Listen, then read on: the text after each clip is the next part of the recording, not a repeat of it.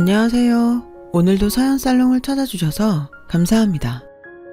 저는 50대 중반의 여성이에요. 굉장히 시골에서 어렵게 자랐어요. 부모님은 밭농사와 산에서 버섯 따는 일을 하시느라 늘 바쁘셨어요. 저도 6살 때부터는 엄마를 따라서 버섯도 따고 봄에는 나물도 캤죠.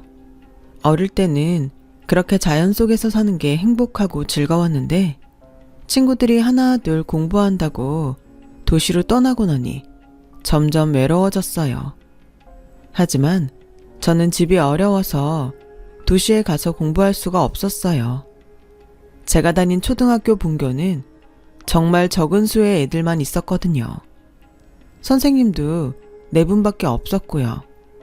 안 그래도 학생 수가 적은데 도시로 가는 애가 생길 때면 학교 전체가 우울해졌던 기억이 있네요. 저희 집은 먹고 사는 데에 바빠서 제 교육까지 신경 쓸 여력이 없었고 저도 공부를 그렇게 열심히 하지는 않았어요. 항상 집안일을 도와야 해서 밭일이 바쁠 때는 결석도 많이 했고요. 중학교는 걸어서 20분을 가서 버스를 타고 또 30분은 가는 곳에 있었어요. 그러다 보니 매일 왔다 갔다 하는 것만도 큰 일이었죠. 학교 다니기가 너무 힘들어서 혼자 나가서 사는 애들도 있었어요. 혼자라고는 해도 대부분 친척집에서 살긴 했어요. 저도 몇 번 나가서 살게 해달라고 했지만 뜻대로 되지 않았어요. 사실 저도 안 될 거라는 건 예상했어요. 그 동네에 친척이 있는 것도 아니었고 어디 가서 신세를 지기도 어려웠으니까요. 집안 형편도 안 됐고요. 하루는 학교에 갔다 와서 너무 피곤해서 자다가 저녁밥 지으라는 엄마 말에 일어났어요. 곤로에 밥을 안 치고 단무지를 무치는데 엄마가 저한테 그러시더라고요. 지수가 힘들어도 조금만 버텨. 중학교만 이렇게 다니고 고등학교 때는 엄마가 어떻게 해서라도 너 편하게 학교 다닐 수 있게 해줄게. 정말이야? 나야 너무 좋지. 근데 정말 해줄 수 있어? 우리 집 돈 없잖아. 그래서 엄마가 생각해 놓은 게 있으니까 걱정하지 말고 중학교 졸업할 때까지만 참아. 고등학교는 제대로 다녀야 돼. 그래야 엄마 아빠보다 더 잘 살 수 있어. 엄마는 초등학교만 나오셨고 아빠도 중학교까지만 다니셨어요. 엄마는 집안 형편이 어렵지 않았는데 여자가 공부해서 뭐 하냐며 집에서 시켜주질 않았대요. 아빠는 외할아버지가 일찍 돌아가셔서 일을 하느라 고등학교에 못 가셨고요. 아빠는 제가 학교를 빠지고 집안일 돕는 걸 당연하게 생각하셨지만 엄마는 아까운 공부 시간 뺏는다고 안타까워 하셨어요. 밭일할 때가 아니면 제가 빠지려고 해도 등을 떠밀어서 학교에 보내셨어요. 엄마가 공부를 못했던 게 아쉬운 만큼 저만큼은 포기하지 않기를 바라셨던 것 같아요. 그때의 저는 엄마의 마음을 다 헤아리지는 못했지만 제가 엄마 아빠보다 더 잘 살기를 바라는 마음은 충분히 느껴졌어요. 저는 더 이상 불평하지 않고 학교를 다녔고 고등학교에 가자 엄마는 약속대로 제가 도시에 머물 수 있게 방을 얻어주셨어요. 도시라고는 하지만 서울과는 비교도 안 되게 작은 곳이었어요. 그런데도 저는 모든 게 다 크고 넓게만 느껴졌고 온통 신기한 것들로 가득했어요. 엄마는 제가 초등학교 때부터 들었던 적금을 깼다고 하셨어요. 이런 나를 위해서 내가 조금씩 모아뒀던 거야. 네가 고등학교라도 나오려면 언젠가는 필요할 것 같더라고. 생각보다 돈이 많이 모아지진 않았어도 네 쓸방은 얻을 수 있어서 다행이다. 엄마, 진짜 고마워. 나 놀지 않고 공부 열심히 할게. 주말마다 집에 와서 엄마 아빠도 잘 도울게. 아빠는 제가 집을 떠나서 공부하는 걸 그렇게 좋아하진 않았지만 반대하지도 않으셨어요. 근처에 먼 친척이 있어서 저를 봐줄 수 있어서 괜찮겠다고도 하셨고요. 또 전보다 형편이 좀 나아져서 저희 집도 바쁠 때에는 사람을 쓸 수 있게 됐어요. 그 덕분에 저는 학교 생활에 완전히 집중할 수 있었어요. 밤멜 걱정이나 산에 가서 버섯 딸 일을 생각하지 않아도 되니 얼마나 홀가분하고 좋았는지 몰라요. 그런 만큼 엄마가 정말 많이 힘들었겠구나 하는 생각도 많이 하게 되었죠. 그래서 주말에 집에 가면 제가 먼저 나서서 부엌 일을 도맡아 했습니다. 집 떠나면 다 효자가 된다고 하는데 저도 그랬던 것 같아요. 학교 생활은 정말 재미있었어요. 고3이 되니까 대학에 갈 아이들과 취직할 아이들로 갈라지게 됐고 저는 취직하는 쪽을 선택했어요. 명문대에 갈 정도의 성적은 아니었고 서울에 있는 대학에 갈 수는 있을 정도의 성적이었어요. 선생님은 아까워했지만 저는 얼른 돈을 벌고 싶었거든요. 저는 학교 선생님의 추천으로 작은 회사의 격리 보조로 취직하게 됐어요. 엄마 아빠는 제가 졸업도 하기 전에 취직이 결정됐다고 엄청 좋아하셨어요. 아빠는 엄마가 무리해서 절 학교 보낸 보람이 있다고 하셨죠. 부모님이 좋아해 주시니까 저도 더 들떴어요. 회사에 들어가서 사회생활을 한다고 생각하니 벌써 어른이 된 것 같았거든요. 학교를 졸업하던 날 엄마는 제 손을 잡고 지수가 회사에 들어가서 적응되면 그 다음에는 야간 대학이라도 갈 생각해봐. 힘들었지만 고등학교 졸업하니까 좋은 일자리가 생겼잖아. 대학 졸업하고 나면 더 좋은 데 갈 수 있고 네가 하고 싶은 일도 할 수 있을 거야. 엄마 아빠가 지금 대학까지 보내주지 못해서 미안하다. 그래도 엄마 말 명심해. 네 삶은 네가 바꿀 수 있는 거야. 알았지? 저는 알겠다고 했어요.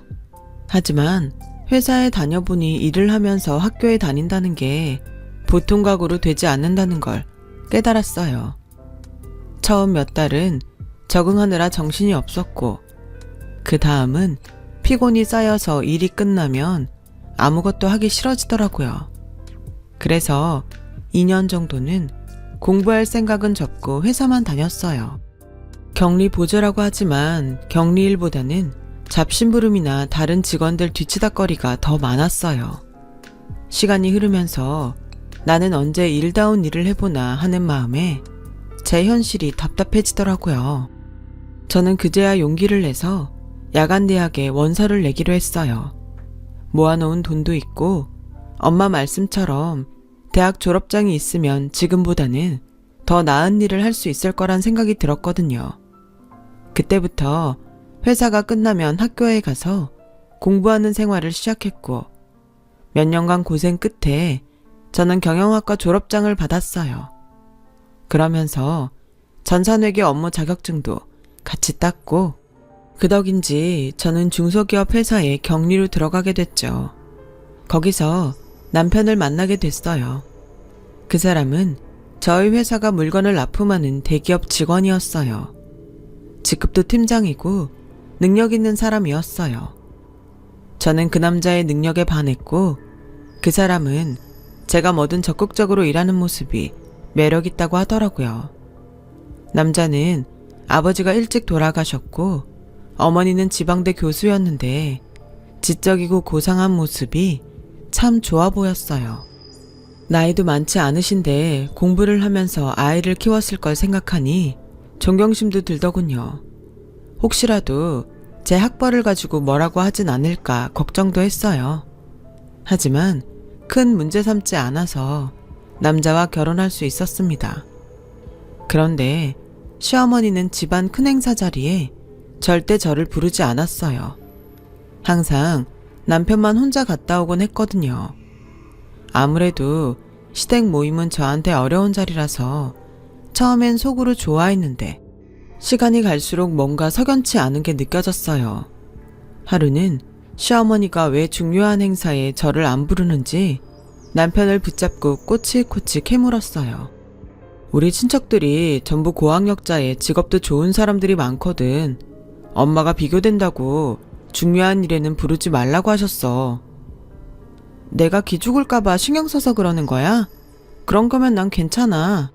아무리 내가 모자라도 그래도 당신한테 아내고 며느리인데 중요할 때마다 빠지고 일도 안 하면 다들 뭐라고 하겠어. 라고 하자 남편은 더듬으면서 겨우 하는 말이 그게 사실은 너랑 결혼하는 조건이 그거였어. 집안 중요한 행사에 부르지 않는 거. 그냥 조용히 나하고만 살라는 거였어. 뭐라고? 어떻게 그런 약속을 할 수가 있어? 이건 너무하잖아. 내가 창피하다는 거야? 그리고 그런 일을 왜 말 안 했어? 네가 이럴까봐 말 안 한 거야. 지금도 봐. 너 이렇게 방방 뜰 게 뻔한데 어떻게 말을 하냐? 그것뿐이 아니었어요. 시어머니는 집에 제 친구들도 부르지 말라고 하셨다더라고요. 저랑 친구면 수준도 비슷할 테니 그런 사람들 드나들게 하지 말라고 했다나요? 너무 속이 상했지만 어디 하소연할 데도 없었어요. 친정에 말하면 부모님 마음만 아프실 테고 친구들한테도 창피해서 말을 꺼내지 못했죠. 안 그래도 집들이 때 남편이 친구들은 부르지 말자길래 그것도 제 생각해서 힘들까봐 그런 줄 알았는데 다 이유가 있었던 거예요. 저는 이런 결혼 생활을 해야 되는 건지 며칠 동안 잠도 못 자고 입맛도 없을 만큼 고민했어요. 시어머니가 지금은 나한테 편견이 있어서 저러지만 내가 잘하면 인정해주지 않을까 하는 생각이 들더라고요. 마침 시어머니 생신이 돌아오고 있었어요. 저는 새벽같이 일어나 시장에 가서 싱싱한 재료들을 사다가 정성껏 전을 부치고 잡채와 갈비찜도 만들었어요. 마침 엄마가 보내주신 꿀이 있어서 그것도 포장을 했죠. 전부 보자기에 싸놓고 보니 두 손이 모자랄 지경이었어요. 끙끙대며 그것들을 들고 시댁에 갔더니 저를 본 시어머니 얼굴이 험악해졌어요. 너 지금 여기가 어디라고 오는 거야? 그것들은 다 뭐고? 어머니 오늘 생신이시잖아요. 제가 음식 몇 가지 해봤어요. 그리고 이건 시골에서 온 꿀인데 진짜 좋은 거예요. 아침마다 한 숟갈씩 드시라고 가져왔어요. 시어머니는 제 말이 끝나기도 전에 음식통들과 꿀을 마당으로 끌어내서 집어 던지는 겁니다. 난 내 집에 이런 하찮은 것들 털끝만큼도 못 들여놓는다. 감히 너 따위가 내가 먹을 음식을 만들어? 뭐? 시골에서 온 꿀? 난 백화점에서 수입한 꿀 아니면 쳐다도 안 보는 사람이야. 네가 지금 날 뭘로 보고 이딴 걸 가져온 거냐? 지금 손님들 앞에서 날 망신 주겠다고 작정한 거지? 정말이지 수찬이 얘는 왜 이런 근본 없는 것하고 결혼을 한다고 했나 몰라. 어떻게든 뜯어 말렸어야 되는데 괜히 점쟁이 말에 홀려서는 되도 않는 애를 들여서 이런 꼴을 다 보고 아우 속상해. 시어머니는 저와 남편의 결혼을 반대하다가 결국 점을 보러 갔고 거기서 저와 결혼하면 남편도 자기도 잘 되고 집안이 핀다고 해서 반신반의하며 결혼을 허락했던 거였어요. 대신 저를 집안 중요한 자리에 부르지 않기로 했던 거예요. 그 중요한 자리에 시어머니 생신도 포함됐다는 걸 저는 몰랐죠. 대학 교수식이나 되는 사람이 점쟁이 말을 듣고 결혼을 시켰다는 것도 어이가 없었어요. 비참했지만 버려진 음식들은 그렇다 치고 엄마가 보내주신 꿀병은 하수구 구멍 있는 데까지 굴러갔더라고요. 그걸 구하려고 고생하셨을 엄마를 생각하니 눈물이 왈칵 쏟아졌어요. 그날 밤 집에 온 남편은 저를 위로하기는커녕 오히려 화를 내더군요. 아니, 거기가 어디라고 가? 내가 가자는 말 안 했으면 가질 말아야지. 왜 시키지도 않은 짓을 해서 사람 곤란하게 만들어? 오늘 엄마가 얼마나 속상했는 줄 알아? 좋은 날인데 기분 완전 잡쳤다고. 당신은 내 생각은 안 해? 내가 하루 종일 장보고 음식하느라고 얼마나 고생을 했는데 아무리 내가 마음에 안 들어도 그렇지 사람 정성을 그렇게 무시해도 되는 거야? 우리 엄마가 원래 길바닥에서 파는 걸로는 보리차도 안 끓이는 분이야. 재료 하나에도 얼마나 신경을 쓰시는데 어디서 난 건지도 모르는 그런 걸로 만들었으니 오죽하겠어? 안 그래도 당신한테 슬슬 채소 하나라도 백화점에서 사라고 말하려던 참이었는데 결국 이런 사단이 났네. 차라리 나한테 물어보지 그랬어. 아참, 그리고 무슨 꿀도 가져갔다며? 시골에서 온 거 설탕 먹인 가짜가 천지인데 그걸 선물로 가져가? 우리 엄마를 뭘로 보고? 그 말 들으니까 진짜 나도 기분 나쁘더라. 당신이야말로 우리 엄마를 뭘로 보고 그렇게 말을 해. 그 꿀 정말 귀한 거야. 내가 어릴 적부터 뵌 아저씨가 직접 채취하신 야생꿀이라고. 그렇게 저와 남편은 밤새 싸웠고 남편은 새벽같이 집을 나가서 하루 종일 연락도 하지 않았어요. 너무 충격을 받아서 하루 종일 일도 손에 안 잡히는데 시어머니가 갑자기 들이닥쳤어요. 시어머니는 들어오자마자 코를 막으며 인상을 찌푸렸어요. 아우, 키키한 냄새. 이게 대체 무슨 냄새야? 아니, 저게 뭐야? 청국장이냐? 네, 저희 친정엄마가 보내주신 거예요. 아우, 내가 못 살아 정말. 너 니네 친정엄마가 보낸 거 아니면 먹고 살 게 없니? 왜 저런 냄새를 집에서 풍겨? 당장 치우지 못해? 그리고 너 수찬이한테 그 꿀이 무슨 야생꿀이라는 둥 그러면서 애를 쥐잡듯 했더라. 하룻밤새 애 얼굴이 반쪽이 돼서 들어오는데 내가 얼마나 놀랐는지 알아? 그이가 어머니한테 갔어요? 저랑 싸우고 나서 간 데가 시댁이라니 정말 어이가 없었어요. 게다가 저랑 있었던 일을 다 얘기한 모양이었어요. 너는 네가 살던 데니까 아무렇지 않을지 몰라도 우린 아니다. 집에서 키우는 개한테도 안 주는 것들을 갖고 와서 우리를 모욕해놓고 적반하장도 유분수지. 그래서 내가 곰곰이 생각을 해봤는데 이건 아무래도 아닌 것 같다. 이 결혼 없던 일로 하자. 네? 아니 어머니, 제가 음식 한번 해갔다고 어떻게 그런 말씀을 하세요. 이혼이라뇨. 그리고 그런 일은 저랑 그 사람이 정하는 거지 어머니가 하실 말씀은 아니잖아요. 이거 봐.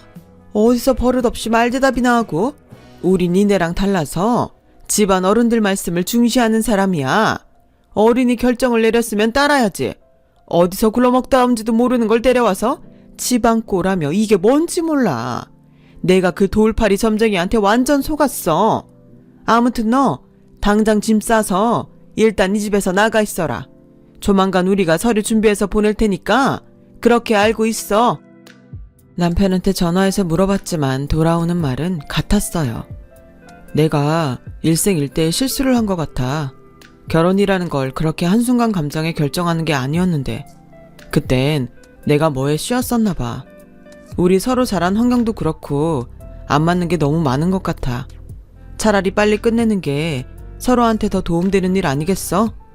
깔끔하게 헤어지자. 결국 저는 쫓겨나듯이 집을 나왔어요. 집에 돌아가자니 부모님이 너무 속상해할 것 같아서 며칠을 여관방에서 혼자 지냈죠. 그런데 시댁에서 친정으로 서류를 보내는 바람에 부모님도 다 알게 되셨고 엄마는 어떻게 저를 찾아오셨어요. 네 친구 경희가 너 여기 있다고 하더라. 왜 혼자 여기 이러고 있어? 집에 와야지. 저는 엄마의 따뜻한 말에 그만 통곡을 하고 말았어요. 정말 그때 두고 보자는 마음이 생겨서 이를 악물고 다시 공부를 하기 시작했어요. 우선 제 대학 성적으로 들어갈 수 있는 학교 경영학과에 편입을 했고 거기서 1등으로 졸업하면서 서울에 있는 대학교 대학원에 갔습니다. 집안 야강대학에서 편입한 4년대 대학을 1등으로 졸업하기 위해 정말 미친 듯이 공부를 했어요. 그리고 대학원을 좋은 성적으로 졸업하면서 미국으로 유학을 가게 되었어요. 장학금을 받아서 갔지만 생활비는 부족할 때가 많았어요. 그래도 진짜 정말로 꼭 뭔가 되고 말겠다는 일념으로 그 생활을 버텨냈어요. 박사과정을 5년에 끝내는 사람들도 있었지만 절반 이상은 5년을 넘겨서 7년도 걸리고 8년 만에 마쳤거든요. 저는 5년 안에 박사를 따지 않으면 나머지 등록금을 낼 돈이 없었기 때문에 죽기 살기로 공부를 했고 결국 5년 만에 경영학 박사학위를 받을 수 있었어요. 그 사이 많은 일들도 있었죠. 아버지는 돌아가셨고 엄마가 홀로 저를 기다리고 계셨어요. 저는 대학원을 나온 대학에서 강사로 일을 시작했어요. 그러면서 대기업 경영연구소와 함께 경영 전략도 짜고 논문 발표도 열심히 했죠. 학교에서는 그런 저를 신뢰하게 됐고 저는 5년 후에 정식 교수로 임용되었어요. 그날 엄마께 커다란 꽃다발을 안겨드렸어요. 엄마가 나한테 공부하라고 하지 않았으면 이렇게 될 수 없었을 거야. 이건 다 엄마가 만든 거야. 엄마 고마워요. 네가 열심히 살았으니까 훌륭한 사람이 된 거지. 엄마는 아무것도 못 해줬는데 이렇게 잘 살아줘서 엄마가 고마워. 이상하게 그렇게 좋은 날 엄마와 저는 시댁에서 쫓겨났던 때가 떠올라 또다시 눈물을 흘렸어요. 그때는 인생 가장 밑바닥까지 내려가서 너무 비참했는데 여기까지 오게 되니 정말 꿈만 같더군요. 몇 년 후에 저희 학교에서는 현장 경험이 있는 사람들을 교수로 임용하는 공고를 냈고 많은 사람들이 지원을 했어요. 그 중에 대학원 이상의 학력에 실적이 괜찮은 사람들을 출연했고 저는 면접관으로 참여하게 됐어요. 인연이라는 게 참 악연도 인연이긴 한가 보더라고요. 면접을 진행하는 회의실로 가던 저는 복도에 앉아있던 사람들 중에서 뜻밖의 사람을 만났어요. 바로 전 남편이었어요. 그 사람은 저를 보고 긴가민가 하는 것 같더군요. 아무래도 믿어지지 않았겠죠. 지방 야간대학을 나왔다고 자기 집에서 쫓겨난 사람이니까요. 하지만 면접을 보러 들어와서 제 이름을 보더니 눈이 휘둥그레졌고 그 사람은 질문에 제대로 대답도 못하고 버벅대다가 면접을 끝내고 말았어요. 면접이 끝나고 나오는데 저 남편이 저를 기다리고 있더군요. 정말 많네. 어떻게 이런 일이 다 있지? 라는데 저는 아무 말도 하지 않고 그 사람을 지나쳤어요. 그러자 전 남편은 저를 붙잡고서 내가 원래는 준비도 많이 하고 아까 질문에도 다 대답할 수 있었거든? 근데 너무 놀라서 잠시 당황했던 것 같아. 그러니까 나 다시 한번 기회 줄 수 없을까? 그렇게 말 좀 해줘.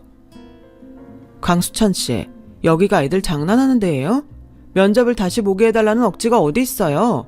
끝난 건 어쩔 수 없는 거고 그것도 다 강수찬 씨 실력이에요. 자신이 그 정도밖에 안 되는 거니까 자신이나 돌아보세요. 이러지 말고 한 번만 봐줘. 아는 사람 좋다는 게 뭐야. 나 이 기회를 얼마나 기다리고 있었는데 이대로 끝낼 수는 없어. 저희도 강수찬 씨 편의만 봐드릴 수 없습니다. 그러면 다른 사람들하고 형평성에 어긋나잖아요. 자꾸 이러면 청탁으로 알고 보고할게요. 라고 하자 전 남편은 그제야 물러났어요. 남편은 학교도 좋은데 나왔고 회사에서 평이나 실적도 나쁘지 않은 편이었지만 눈에 띄게 뛰어난 건 아니었어요. 거기다 면접을 망쳐서 점수가 낮아 떨어질 수밖에 없었죠. 그런데 발표가 난 직후에 전 남편과 시어머니가 저를 찾아왔어요. 네가 예전 일로 사적인 감정 때문에 우리 수천이를 떨어뜨린 것 같아서 내가 문제 제기를 하려고 왔다. 라는데 여전히 저를 깔보는 표정으로 보더라고요. 이 일을 제대로 해명하지 않으면 나는 학교 측에 정식으로 문제 제기하고 언론에 이 사실을 알릴 거니까 그렇게 알아라. 나 지금은 우리 학교 명예교수야. 언론에서 내 말을 무시할 수 있을 것 같아? 라는 시어머니 옆에 전 남편은 의기양양한 표정으로 서 있었어요. 옆에서 보던 조교가 듣다 참지 못하고 할머니, 어디 와서 이런 행패를 부리시는 거예요? 저희 대학을 뭘로 보시고 그런 말씀을 하세요? 그리고 저희 교수님 미국 대학에서도 알아주는 분이셨어요. 우리 학과장님이시라고요. 당장 사과하세요. 그러자 시어머니와 전 남편은 표정이 싹 바뀌었어요. 시어머니는 그제야 학과장이라는 제 명패를 받고 굉장히 당황했어요. 아무리 그래도 자기 감정 제대로 다스리지 못할 수도 있죠. 우리 수찬이가 떨어진 거 보면 뭔가 장난질 친 게 분명하다고. 뭔가 했죠. 우리의 점수 장난쳤죠? 라며 더듬더듬 저한테 존댓말을 쓰는 시어머니를 보니 웃음이 나왔어요. 정 그러시면 제가 채점표 보여드릴게요. 그나마 점수는 제가 제일 괜찮게 줬거든요. 저는 시어머니와 전남편한테 채점표를 보여줬죠. 그걸 본 두 사람은 얼굴이 빨개지더니 어쩔 줄 몰랐어요. 대부분의 교수들이 전남편한테 가장 낮은 점수를 줬거든요. 할머니, 여긴 할머니가 있던 그런 작은 대학하고는 수준이 달라요. 누구 말 한마디 때문에 떨어뜨리는 데가 아니라고요. 저한테 말도 안 되는 소리 계속 하시면 저도 강수찬집 회사에 저한테 어떤 식이었는지 어떻게 했는지 알릴 거예요. 인성이 먼저인 거 아니겠어요? 요즘은 시댁이 며느리한테 함부로 하는 거에 민감한 거 아시죠? 할머니 학교에서 명예교수라고요. 할머니는 학교에서 저한테 했던 행동이며 오늘 이러고 와서 행패 부리는 거 알면 계속 그 자리에 두겠어요? 라고 하자 시어머니는 그제야 그때는 우리가 정말 실수했다. 미안해. 내가 어떻게 하면 되겠니? 비굴할 정도로 비는 시어머니를 본 전 남편은 굉장히 당황하더라고요. 엄마, 갑자기 왜 이래? 그냥 가면 되지. 뭘 빌기까지 해? 너 조용히 하네? 네가 뭘 한다고 이래? 교수 사회에서 평판 한번 깎이면 어떻게 되는 줄 알아? 입 다물고 가만히 있어. 자신의 위신과 명예만 중요한 시어머니를 보니 한숨이 절로 나왔어요. 됐으니까 돌아들 가세요. 더는 찾아오지 마시고요. 한 번만 더 와서 엉뚱한 소리 하면 그땐 진짜 가만 안 있어요. 명예훼손으로도 고소할 거예요. 라고 하자 남편은 억울하다는 듯 뭘 그렇게까지 말해. 난 엄마 때문에 그런 것밖에 없어. 정말 내 뜻이 아니었다고. 혹시라도 나한테 섭섭한 거 있으면 다 풀고 회사에는 아무 말도 하지 마. 부탁이야. 이보세요. 저랑 무슨 사이인가요? 상대방에 대한 예의 몰라요? 어따 대고 자꾸 반말이니? 라고 소리쳤더니 그 사람은 놀라서 말을 못하다가 더듬거리더군요. 그렇게 남편과 시어머니는 돌아갔지만 그 후에도 몇 번 저를 찾아왔어요. 어떻게든 제 비위를 맞춰서 좋은 자리를 얻어보겠다는 속셈이었죠. 저는 만나주지도 않았고 조교들한테도 제 방에 들여보내지 말라고 했어요. 결국 두 사람은 더 이상 저를 찾지 않더라고요. 나중에 들은 얘기로는 시어머니가 교수 임용 당시 논문이 다른 사람 걸 표절한 게 들통나서 교수직을 박탈당했다고 하더라고요. 참나, 진짜 세상 일 아무도 몰라요. 그렇게 잘난 척을 해대더니 논문 표절이라뇨. 학교에서는 시어머니를 연구비 횡령으로 고소도 했다고 해요. 전 남편은 회사에서 정리해고 때 쫓겨났고요. 그 후로 지금까지 두 사람에 대해 들은 소식은 없습니다. 저는 늦은 나이지만 전부인과 사별한 사람을 만나서 재혼을 했고 친구처럼 재미있게 잘 지내고 있어요. 엄마도 아직까지는 건강히 잘 계시고요. 옛말에 젊은 사람 무시하지 말라는데 왜 그렇게들 자기보다 좀 못하다는 생각이 들면 무시부터 하고 보는 걸까요? 사람에겐 각자 그 사람의 보석 같은 가치가 있는 건데 말이죠. 저는 우리 학교의 젊은 청춘들을 믿고 희망을 보며 오늘도 달리고 있습니다. 지금까지 들어주신 분들 모두 감사합니다. 다들 행복하시고 하시는 모든 일 잘 되길 바랄게요. 건강하세요. 여러분, 사연 댓글에 응원과 현명한 조언 부탁드려요. 좋아요와 구독은 저에게 큰 힘이 됩니다. 오늘도 좋은 일 가득하세요.